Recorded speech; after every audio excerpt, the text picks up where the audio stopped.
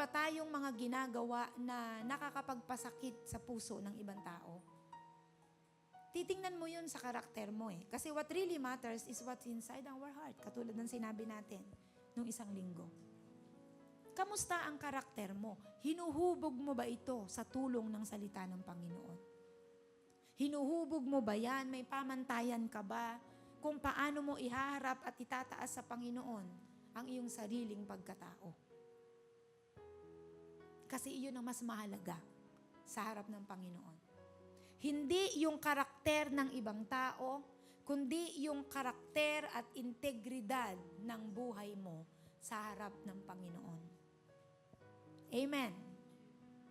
Paano ka magsalita kapag nasa pressure ka? Under pressure, kamusta? Kung ano-ano na lang ba lumalabas sa mga bibig mo?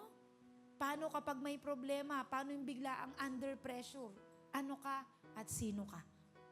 Yun ang mas pakialaman mo.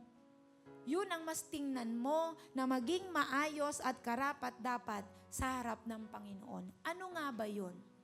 Paano ko i-improve ang sarili ko? May mga bagay bang kailangan akong baguhin?